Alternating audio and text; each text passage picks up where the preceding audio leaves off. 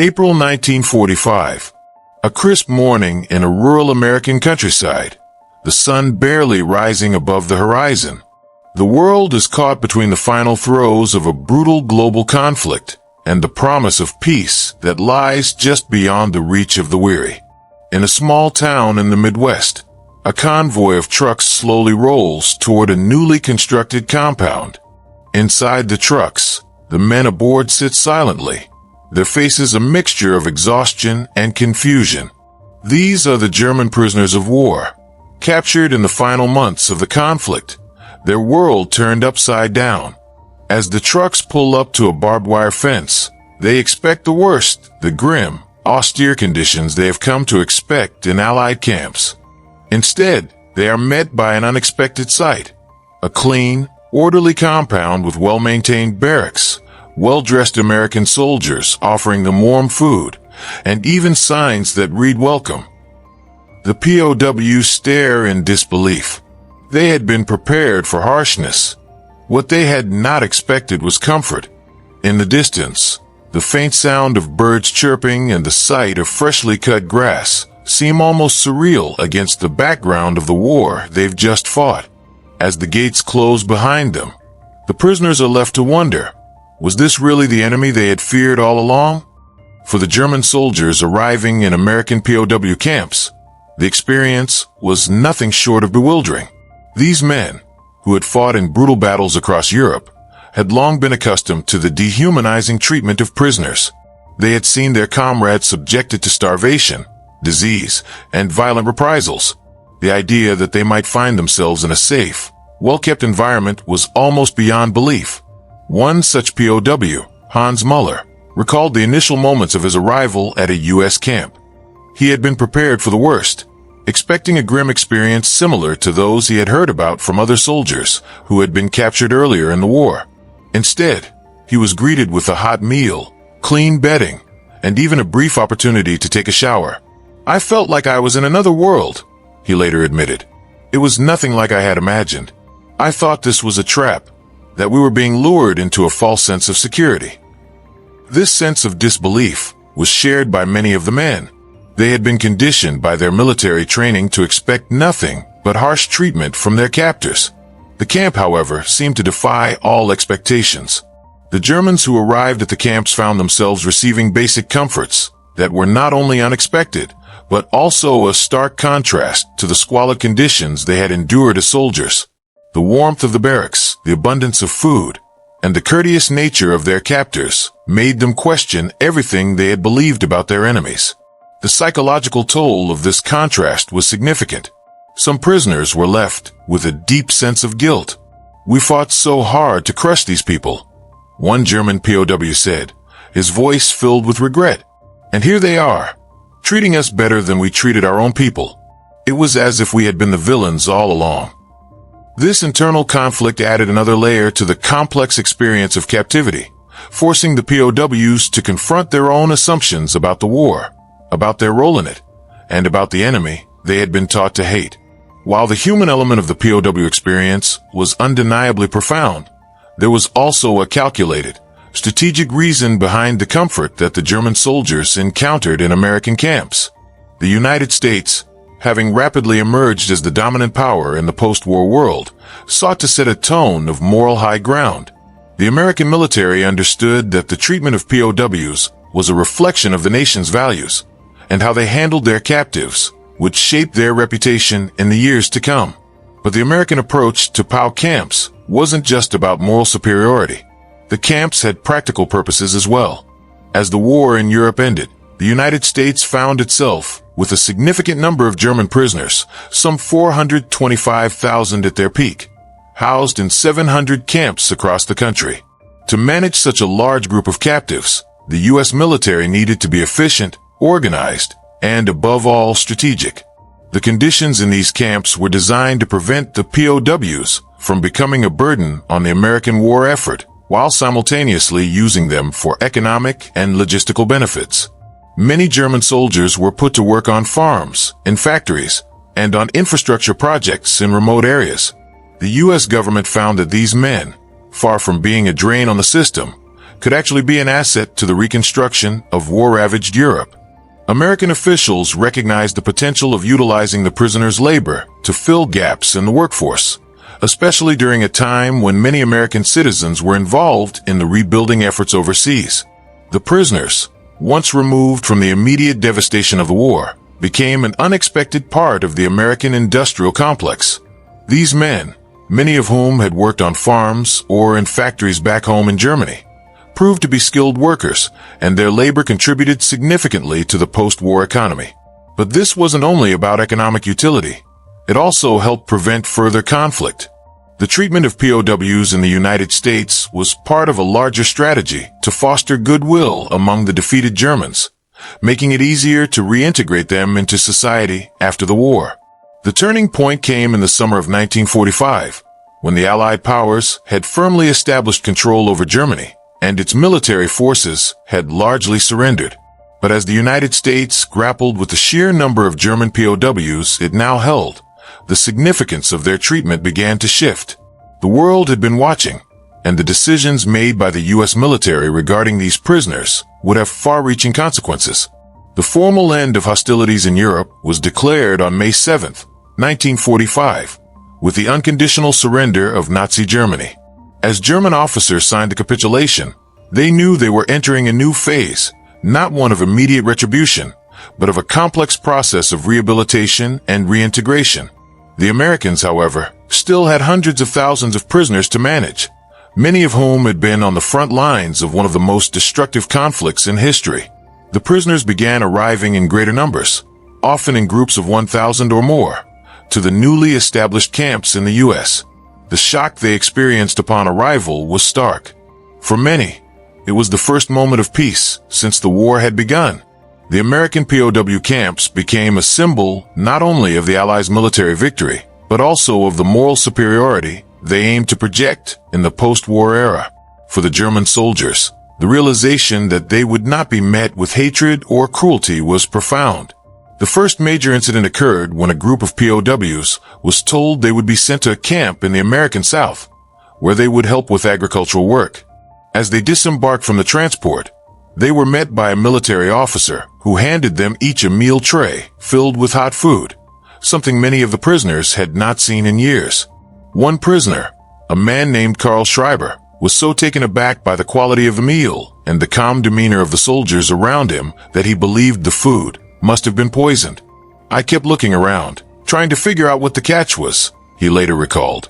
"The soldiers smiled at us and told us to sit down and eat, but I thought, this can't be real." It was a moment of deep cognitive dissonance for Schreiber and his fellow prisoners. They had fought so hard against these very people, and now, these same individuals were treating them as human beings, with dignity and respect. This turning point was crucial, not just for the German POWs, but for the American military and for the reputation of the United States in the post-war world. The humane treatment of prisoners became a defining feature of American occupation, and it would play a role in the subsequent rebuilding of Germany. But this moment of compassion also set the stage for tensions that would arise as the war transitioned into the Cold War. The political and ideological battles that lay ahead would be shaped by the ways in which each side treated its defeated enemies. In the eyes of the U.S. government, the treatment of these men was part of a broader vision for Europe's recovery.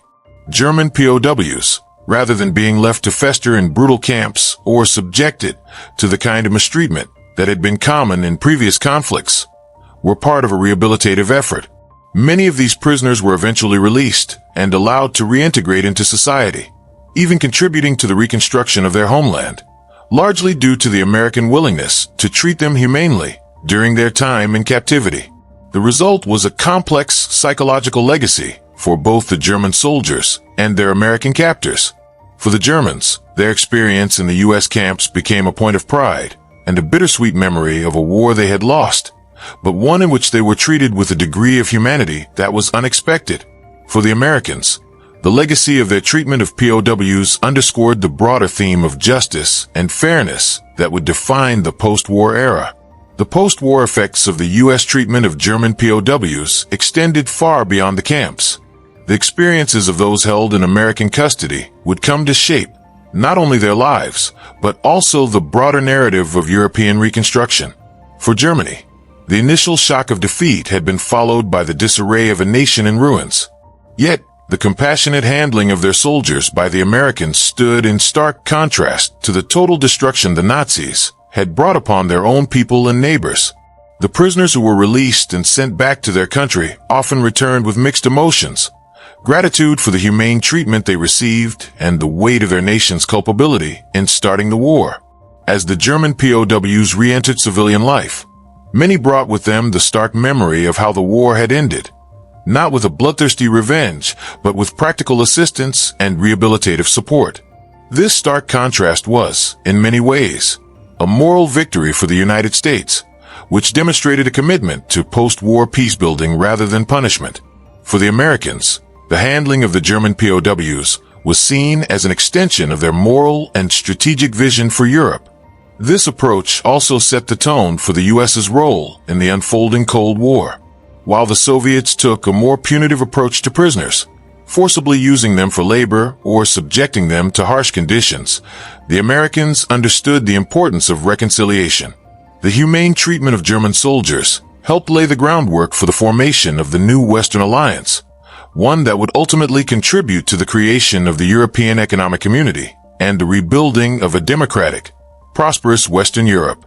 However, this treatment was not without controversy, especially among those Americans who were hard-pressed to understand why former enemies were treated so kindly. Some U.S. veterans who had served in the European theater were appalled by the idea of offering comfort to the men who had fought against them. In many towns and cities across America, there was a deep skepticism regarding the POW camp's approach. Critics claimed that the prisoners, having been given food, clothing, and medical care, were living in luxury compared to the average American soldier, many of whom faced the same hardships during the war. Yet the U.S. military stood firm in its stance. The POW camps became a symbol of America's capacity for justice and fairness, even in the wake of immense sacrifice and destruction. And while the broader public might have had mixed feelings, there was a quiet understanding among the political leadership that the long-term goal of European stability could not be achieved through punishment alone. In the years that followed, many of the POWs were allowed to return home and reintegrate into civilian life, some even receiving reparations from the Allies in the form of work opportunities. A few years after the war, the POWs who had spent time in American camps would often meet for reunions, where they spoke of their time in the U.S. with an unexpected sense of fondness. They had been treated like human beings, not animals. And while they had lost the war, they had not lost their dignity. The lessons learned from these camps were not lost on the world. The United States, having shown how to treat prisoners with respect, had gained international acclaim for its treatment of POWs, a policy that would stand in contrast to the horrors of Nazi Germany and its allies, who had subjected countless civilians and prisoners to unimaginable suffering. For the prisoners themselves, their experiences in American camps were a complex and often contradictory part of their war stories. A reminder that even in the darkest moments of human conflict, there can be unexpected acts of humanity. The legacy of the German POWs held in American camps is not just a story of military logistics, but one of moral victory amidst the horrors of war. It reveals how the victors of the greatest conflict in human history, rather than seeking retribution, sought to exemplify the very values they had fought for: justice, dignity, and a commitment to rebuilding a shattered world. The American treatment of its prisoners, marked by decency and respect, was not an act of naivety or weakness, but one of profound strategic foresight. In an era where the world had seen the worst of humanity, America chose to show the best.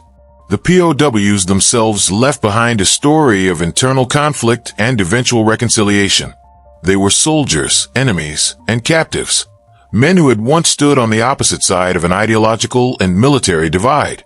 But in the calm, orderly American camps, they experienced something they had never expected: compassion. It was a lesson that would stay with them long after their return to a Germany in ruin. They came to understand that war, though an inevitable part of history, need not define the entirety of human nature. The treatment they received on foreign soil changed not just their lives, but also their perspectives on the world, about their enemies, their country, and themselves. For the United States, this moment of moral clarity helped shape the narrative of the post-war world. In a time of rebuilding, when Europe was struggling to find its footing, America stood not only as a military power, but also as a moral beacon. The message sent through the care of prisoners echoed beyond the borders of the camps, reminding the world that true victory is not measured solely in military terms, but in the way one treats the defeated. In a war defined by immense loss and destruction, the U.S. approach to the German POWs was a small but significant act of humanity that still resonates today. It serves as a reminder that even in the darkest hours, the human spirit can rise above hatred and cruelty. Perhaps this was the most significant victory of all, the victory of compassion over vengeance and of peace over war.